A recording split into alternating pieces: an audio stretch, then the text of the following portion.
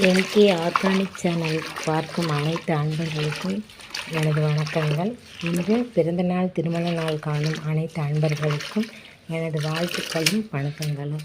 இப்போ நம்ம என்ன செய்கிறோன்னா, முருங்கைக்கீரை லட்டுக்கு முருங்கைக்கீரை ரெடி ஆகிட்டுருக்குதுங்க. முருங்கைக்கீரையை அலசி காய போட்டுக்கலாம். அதுக்கப்புறம் அந்த முருங்கைக்கீரை லட்டுக்கு என்னென்ன தேவை அப்படிங்கிறத பார்க்கலாம். அப்புறம் அந்த முருங்கைக்கீரை எப்படி செய்யலாம், அந்த முருங்கைக்கீரையில் என்ன பயன்கள் நமக்கு இருக்குது அப்படிங்கிறதையும் பார்க்கலாங்க. எம்கே ஆர்கானிக் சேனல் பார்க்கும் அனைத்து அன்பர்களுக்கும் வணக்கங்க.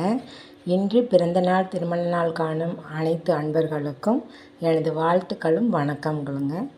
இன்றைக்கி என்ன பார்க்க போகிறோன்னா, நமக்கு உடம்புக்கு ரொம்ப ஹெல்த்தியான ஒரு முருங்கைக்கீரை லட்டு தாங்க நம்ம பார்க்க போகிறோம். இதில் அயன் சத்து அதிகம், புரோட்டீன் அதிகம். இது எப்படி செய்கிறது என்னங்கிறத பார்க்கலாம். இப்போது தேவையான என்னென்ன பொருள் தேவை அப்படிங்கிறது எடுத்து வச்சுருக்கேன், பார்க்கலாம் வாங்க. முருங்கைக்கீரை அலசி காய வச்சு எடுத்து வச்சுருக்கேன். முந்திரி, பாதாம், இது பொட்டுக்கடலைக்கு பதிலாக நம்ம நிலக்கடலை வேணாலும் சேர்த்திக்கலாங்க. இது கருப்பு உளுந்து கழுவி காய வச்சு எடுத்து வச்சுருக்கேன். இது பாசிப்பயிறு, இது பாருங்கள், வெள்ளரி விதை, பூசணி விதை, சன்ஃப்ளவர் அந்த விதை, சூரியகாந்தி பூ விதை, இதெல்லாம் எடுத்து வச்சுருக்குறேங்க. இதை எப்படி செய்யலான்னு பார்க்கலாம். இப்போது அடுப்பை பற்றிக்கலாங்க. அடுப்பை பற்றிட்டு வானலியை அடுப்பில் வச்சுக்கலாம். கூடுமான வரைக்கும் நம்ம இரும்பு வடை சட்டியில் செய்கிறது ரொம்ப நல்லதுங்க.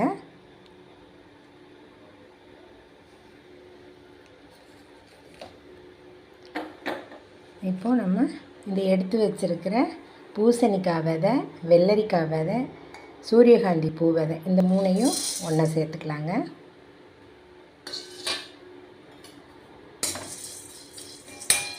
சேர்த்து நல்லா வறுத்துக்கலாம்.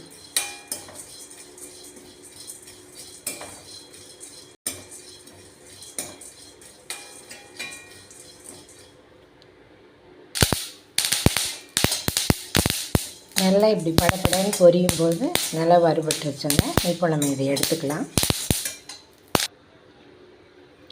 இப்போ இந்த முந்திரி திராட்சையை வறுத்துக்கலாங்க. முந்திரியும் பாதாம் பருப்பும் வறுத்துக்கலாம்.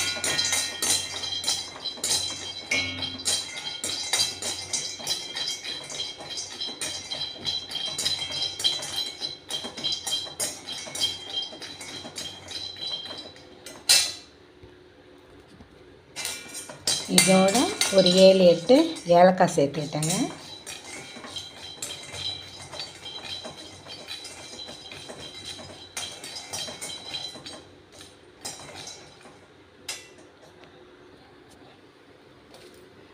இப்போ நம்ம எடுத்து வச்சுருக்க பச்சை பயிறு வறுத்துக்கலாம்.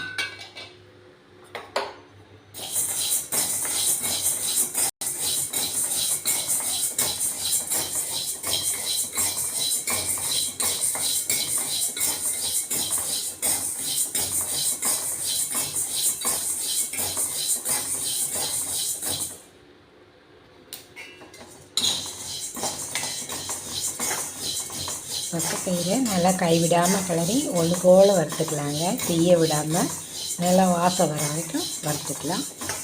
இப்போ பச்சைப்பயிறு வாசனை வந்துருச்சு, அதை எடுத்துக்கலாம். இப்போ நம்ம எடுத்து வச்சுருந்த இந்த கருப்பு உளுந்தை எடுத்துக்கலாங்க.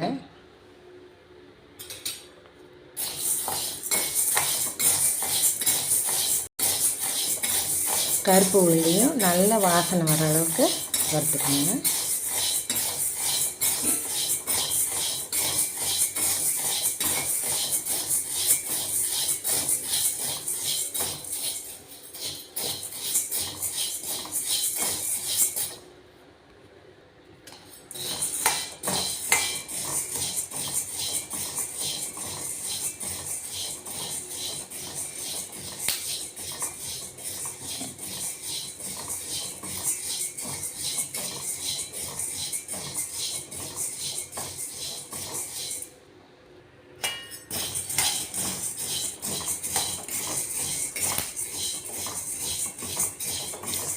இப்போ கருப்பு உளுந்து வறுபட்டுருச்சுங்க, நல்லா வாசனை வருது, எடுத்துக்கலாம். இப்போ வாணலியில் கொஞ்சம் நெய் விட்டுக்கலாங்க. நெய் விட்டு அடுப்பை வந்து மீடியமாக வச்சுக்கலாம். அடுப்பை குறைச்சி வச்சுட்டு இந்த நமக்கு அலசி காய வச்சுருக்குறோம் இல்லைங்களா முருங்கைக்கீரை, அதை வந்து அந்த நெய்யில் போட்டு வறுத்துக்கலாம்.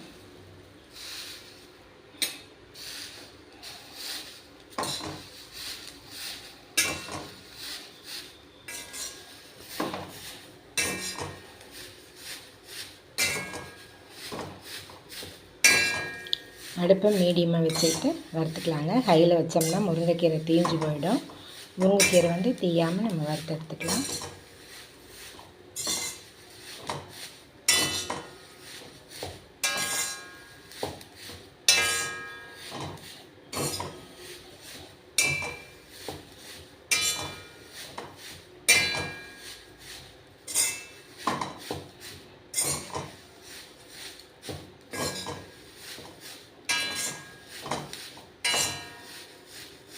முருங்கைக்கீரை வறுபட்டுருச்சு, எடுத்துக்கலாங்க.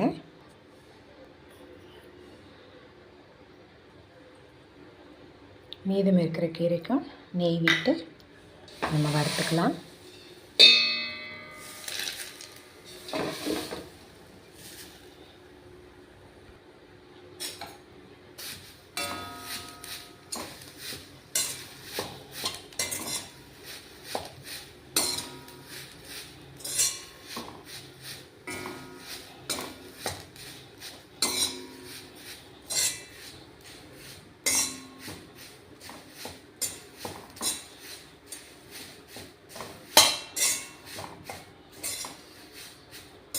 முருங்கைக்கீரை வந்து கலர் மாறக்கூடாதுங்க, தீயக்கூடாது.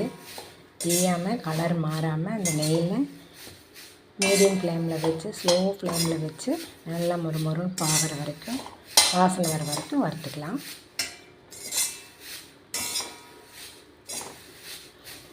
இப்போ முருங்கைக்கீரை வறுபட்டுருச்சுங்க, எடுத்துக்கலாம்.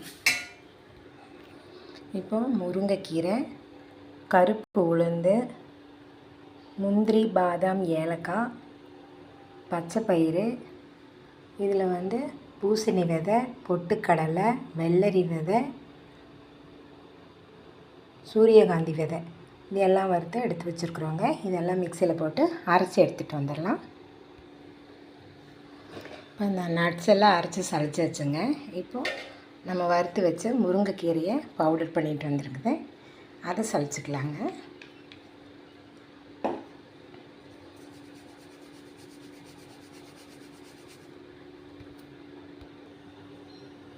இப்போ இந்த உளுந்தம்பருப்பும் பச்சை பயிரும் நல்லா ஆறிடுச்சுங்க, வறுத்து வச்சது. இப்போ அதையும் அரைச்சிட்டு வந்துடலாம். இந்த அரைச்சிட்டு வந்த உளுந்தையும் பாசி பருப்பையும் சளிச்சு எடுத்துக்கலாங்க.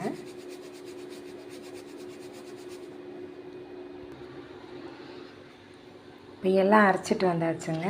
அந்த அரைச்சிட்டு வந்ததையெல்லாம் நம்ம வந்து ஒரு கலந்துக்கலாங்க. எல்லாம் ஈவனாக இருக்கிற மாதிரி கலந்துட்டு அதுக்கப்புறம் நம்ம இது பண்ணலாங்க.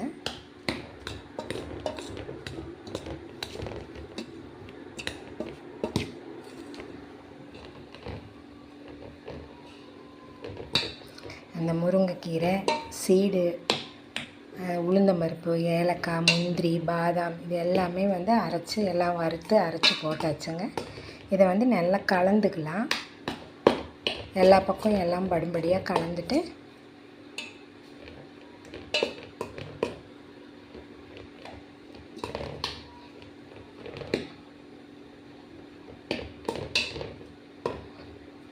இப்போ கலந்தாச்சுங்க. இப்போ பாவு காய்ச்சி ஊற்றி பிணைஞ்சிக்கலாம்.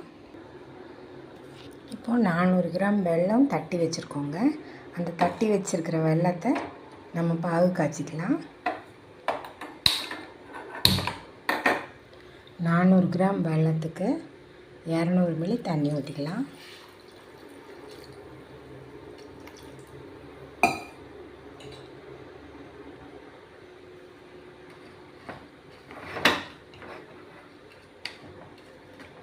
வெல்லம் கொதிக்கட்டுங்க, கரையிட்டோம்.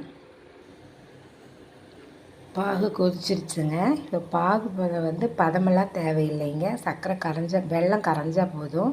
கம்பி பதம் வந்தது அப்படின்னா லட்டு வந்து உங்களுக்கு கெட்டியாக இருக்கும். ஆற ஆற 1 வாரம் 10 நாள் வச்சு சாப்பிடும்போது இது 2 மாதம் வேணாலும் ஃப்ரிட்ஜில் இல்லாமல் வெளியிலேயே வச்சு சாப்பிட்லாங்க. கெடாது. ஏன்னா வறுத்து போட்டிருக்கோம், அதனால் கெடாது. இருந்தாலும் நம்ம வந்து கெட்டியாக பாகு கம்பி பதமாக போட்டு காய்ச்சி நம்ம உருண்டை பிடிக்கும்போது கடிக்கும்போது ஒரு 10 நாள் ஆயிடுச்சுன்னா கெட்டியாக இருக்கும். அதனால் சர்க்கரை வந்து வெல்லம் வந்து நல்லா கரைஞ்சிட்டாவே போதுங்க. நம்ம வந்து இப்போ எடுத்து ஊற்றி உருண்டை பிடிச்சிக்கலாங்க. அடுப்பு ஆஃப் பண்ணிக்கலாம்.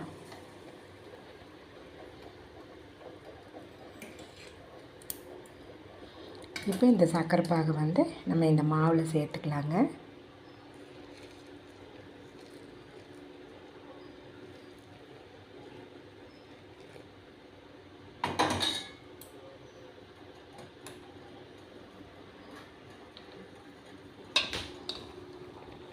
நம்ம கலக்கிட்டு உருண்டை பிடிச்சிக்கலாம். இப்போ பாவு ஊற்றி பிசைஞ்சாச்சுங்க. ஓரளவுக்கு ஆறிடுச்சு. கொஞ்சம் கை பொறுக்கிற சூடு இருக்கும்போதே இதை வந்து உருண்டைகளாக நம்ம வந்து உருட்டி வச்சுக்கோங்க.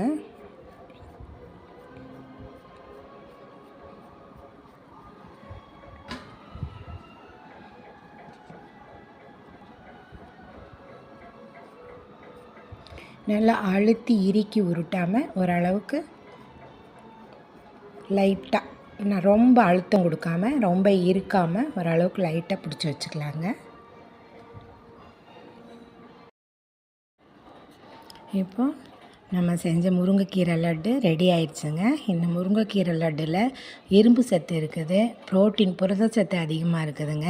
இது வந்து கண் பார்வைக்கு நல்லது, முடி வளர்ச்சிக்கும் நல்லது, பற்களுக்கு நல்லது. இடுப்பு வலி கை கால் வலி இருந்தால் இதை சாப்பிட்டா அந்த வலி போயிடும். ஏன்னா குழந்தைங்க வந்து இப்போ சின்ன பிள்ளைங்கள்லையே 6வது 7வது படிக்கும்போதே பிள்ளைங்க வந்து ஏஜ் அட்டன் பண்ணிடுறாங்க. அது மாதிரி சிறு வயசு குழந்தைங்களுக்கு அந்த மாதவிலக்கு ஆனப்போ இந்த உருண்டையை கொடுத்தோம்னா அவங்களுக்கு வந்து இடுப்பு வலி இல்லாமல் பிள்ளைங்க டயர்ட் ஆகாமல் சுறுசுறுப்பாக இருப்பாங்க, நல்லா ஹெல்த்தியாக இருப்பாங்க, எலும்புக்கும் நல்லது. அதனால் இதை வந்து சாப்பிட்டு நம்ம உடல் ஆரோக்கியத்தோடு இருக்கலாங்க. தேங்க்யூ.